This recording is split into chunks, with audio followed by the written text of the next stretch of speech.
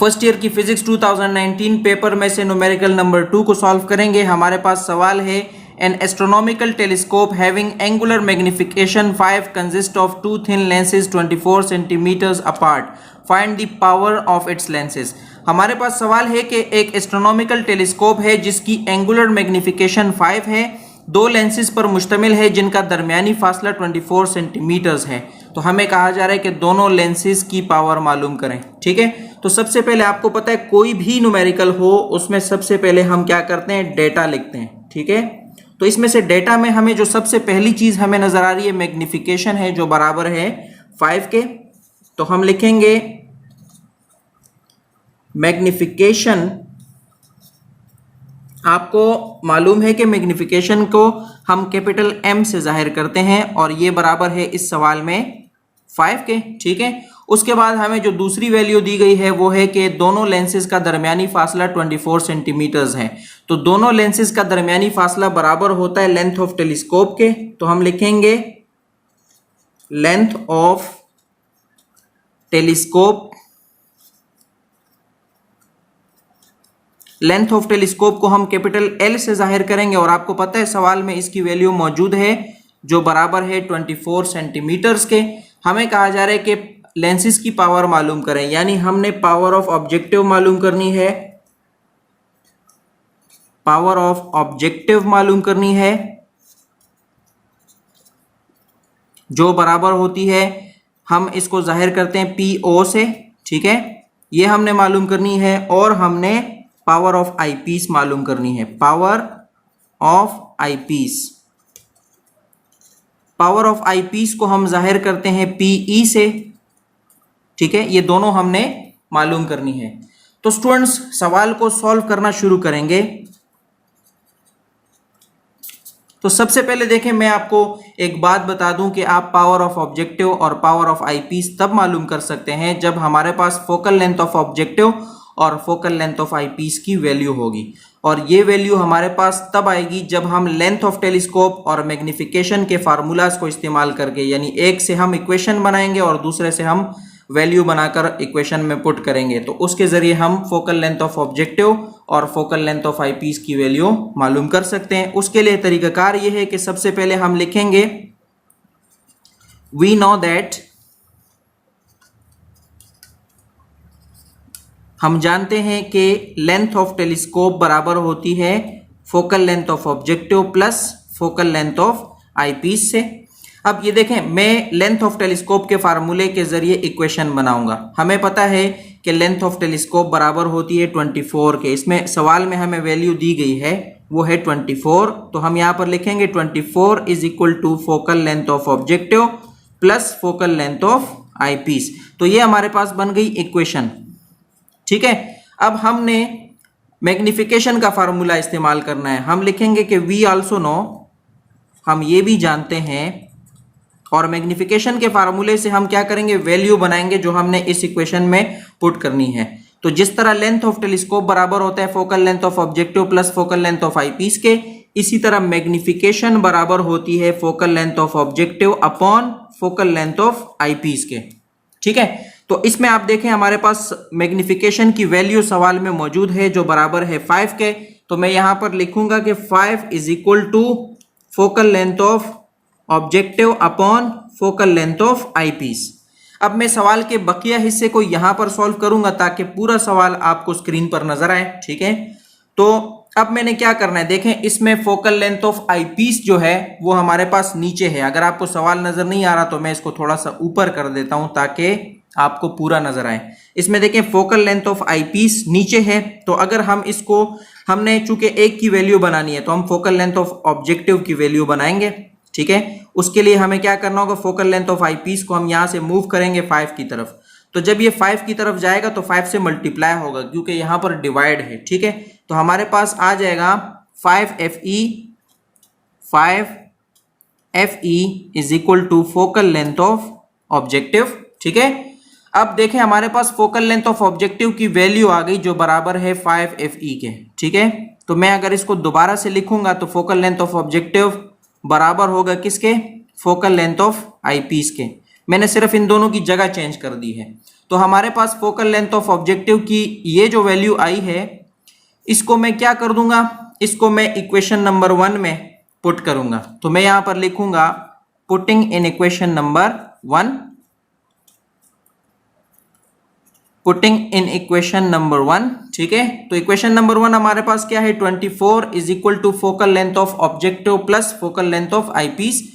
तो मैं 24 की जगह 24 लिखूंगा is equal to focal length of objective जहां पर है वहां पर मैंने फोकल लेंथ ऑफ ऑब्जेक्टिव की जगह उसकी वैल्यू लगा देनी है जो बराबर है 5FE के, ठीक है। प्लस यहां पर देखें FE है तो FE अपनी जगह पर आएगा। मैंने क्या किया, इक्वेशन नंबर 1 में जस्ट मैंने FO की जगह FO की वैल्यू लगा दी जो हमने मैग्निफिकेशन के फार्मूले के जरिए बनाई है।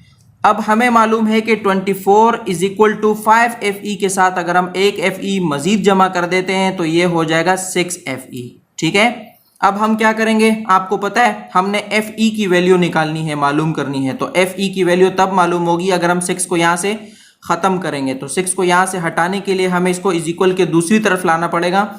जो चीज यहां पर मल्टीप्लाई होती है जब वो दूसरी तरफ आती है तो डिवाइड हो जाती है। तो ये हो जाएगा 24/6 इज इक्वल टू FE, ठीक है। आपको मालूम है जो चीज हमें मालूम करनी होती है उसको हम इज इक्वल के लेफ्ट हैंड की तरफ रखते हैं। मैं इन दोनों की जगह भी चेंज कर दूंगा और 6 के जरिए 24 को हम काट भी सकते हैं।